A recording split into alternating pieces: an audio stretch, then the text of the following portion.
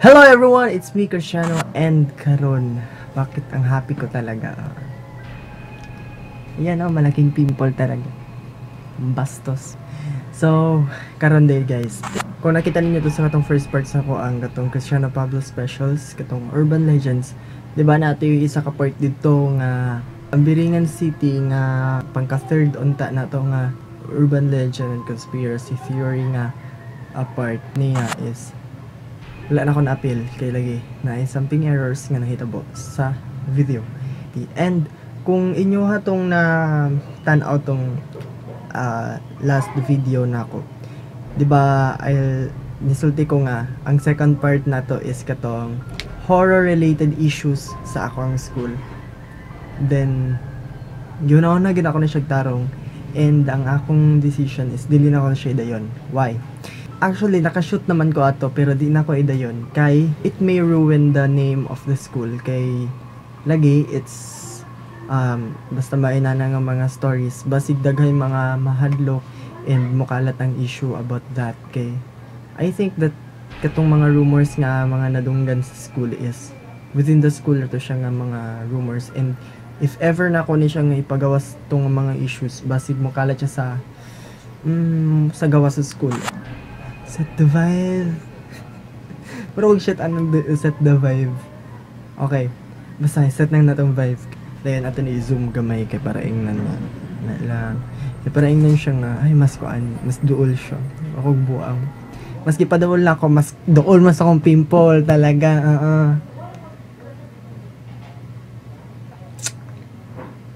Ang lagot yung ko ani.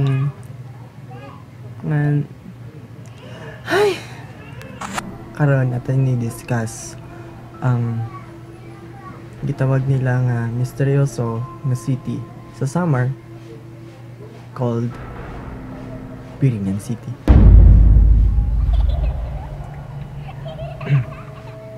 So, ang Biringan City is located sa between daw sa Municipality of Gandara, Municipality of Tarangnan, and Municipality of Pagsanhan.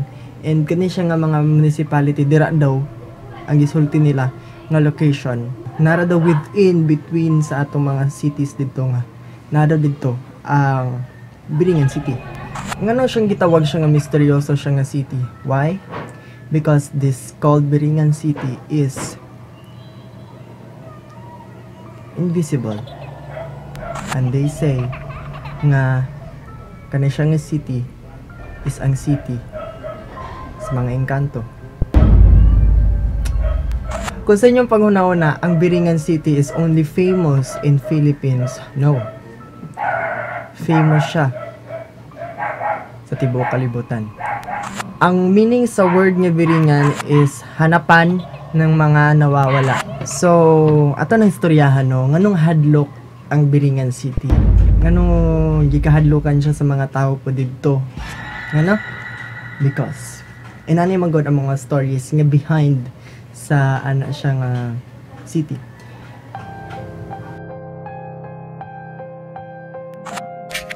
Nadi mga estudyante daw nga mga magbakasyon doon ta. Ang katong nga mga students is napagdesisyon na nila nga mag-vacation sila sa summer. Why? Kay kuan sila gi-imbitar sila silang classmate niya named Carolina. And kato daw si Carolina is nang-invite sa ilaha nga madto sila summer, libre na daw ang pliti. Ang mga nanguban ra is kuan tulo basta na nanguban na uban kang Carolina. Mo daw to nga mga to sila daw sa Biringan City kay lagi fiesta. So, mo to siya guys, katong mga estudyante do kay wala na sila kabalik sa ilahang lugar kay tungod natrap na daw sila sa katong gisulti nila nga Biringan City nga katodong lugar nga giadtuan sa katong mga estudyante kauban si Carolina. And nganong naay name nga Carolina and katong mga estudyante wala na ko nag-state og mga pangalan nila. Lagi kinsa si Carolina. Okay, so si Carolina is modo ni siya ang ilang gisulti daw nga reyna sa dito daw nga lugar. Then napaday isa din nga story dayon nga kay di ba gisulti nga ang Biringan City is invisible. Then nganong naay mga emails, nganong naay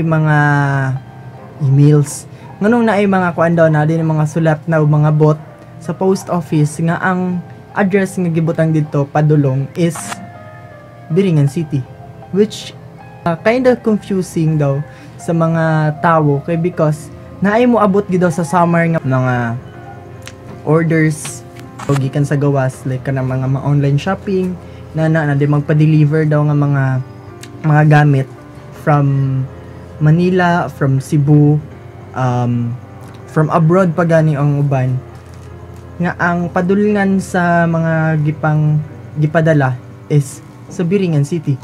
Wala gyud daw Biringan City sa summer. Napapoy isa pod nga story about sa mga pa-deliver na nga naaday mga katong mga delivery man nga gi-contact daw sa mga tawo daw nga nagpuyo daw sa Biringan City. Magisulti nga deliver daw ang ilahang mga orders gabi and na-confuse ang mga delivery man kay tungod nga dudong gabi ipa-deliver nga niabot naman og buntag and ana chu. Siguro niabot og buntag and ganon dili ipa-deliver og buntag, ganong gabi igud siya i-deliver. So mo na lang pud to nakapag-desisyon ang mga delivery man nga i-deliver nila og gabi. And they saw a highly urbanized, highly developed nga kuan nga city full of lights. Mo to nakatulog daw sila and pagmata nila nanalan daw sila sa hawanan nga kanang dakong hawanan nga puro grass, dagko nga mga trees. And now ipakita sa inyo nga video kay di ba ang kani siya nga story is na feature na po ni siya sa Kapuso Mo Jessica Soho. And katong na-added to, just watch this nga clip and kamo na pag-decide kung nag-connect ba ang story o ang suspected nga actual place daw sa gisulti nilang Biringan City. May mga taga roon na nagmagandang loob na samahan ng aming team papunta sa eksaktong lokasyon daw ng Biringan. Malinaw ang binagtas na daan, senyales na may mga nagpapabalik-balik rito. Maputik at maraming lamok hanggang narating ng aming team ang malaking ektarya ng lupain. Wala ang mga sinasabi sa mga kwento-kwento, wala ring tao. At lalong-lalo ng walang engkanto. Ito raw ang Biringan. And kamo ni decision kumutuo ba mo sa dili kay wala mo ta kabalo kung kinsa jud ug unsa jud ang mga stories kay wala mo ta kabalo kung unsa jud ang tinuod, di ba? Pero let's just respect each dimensions kay lain man putig dimensions kay respetahin na lang siguro kung if ever man ganing nga tinuod ni siya nga nainani nga mga panghitabo.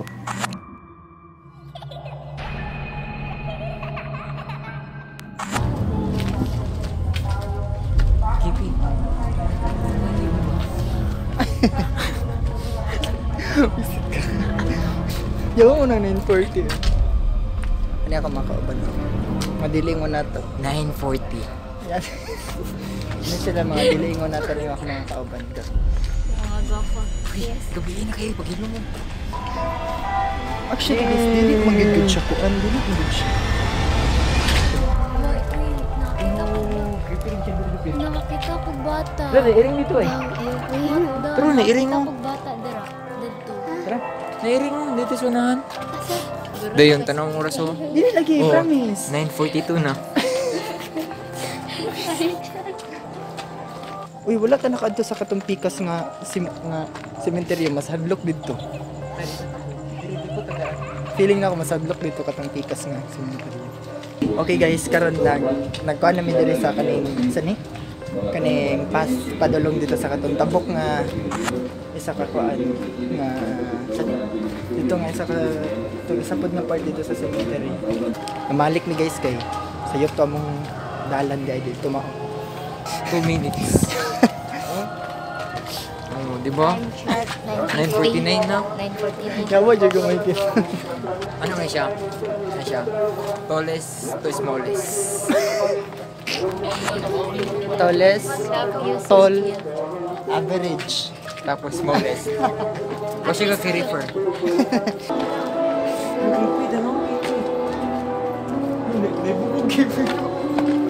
Napay bukog do. Gani, gani. Guys, nanami diri aning medyo creepy na siyang part. Wag gud may nakitaan. Dira guys, dami mga kundara. Remind ko lang po guys, sa horror movies, ang una na mamatay ang mga tataas. Ya pagkaman ako to. Visit mo. Ako nimo. Mas nindot man din niyo kay masayag siya. Oh, sige. Ito, eh. Lightning. Dagto, day.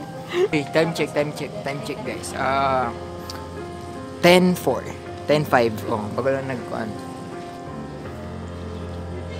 Tek niya sa tabi mga yan perfect. Wala eh. Nalayo ko po. Naagay. Naisulog. Wala. Wala. Ay. Dira tagi bi. Tay, kapo na kayo. Sige ba kang bak? Tagi bi. Bago. Tagi bi. Ano ko po? Huwag ka una. Tagi bi. Tagi po perfect. Tagi po.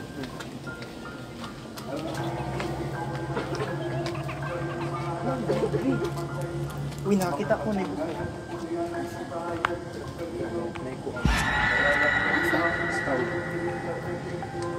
Ay, tara, oh. Baho.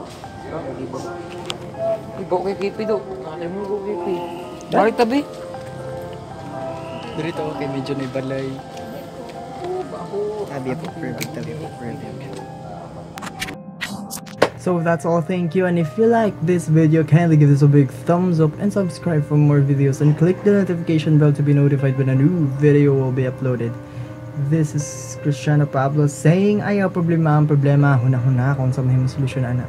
Smile good, dapat happy lang diba? See you in the next video. Adios.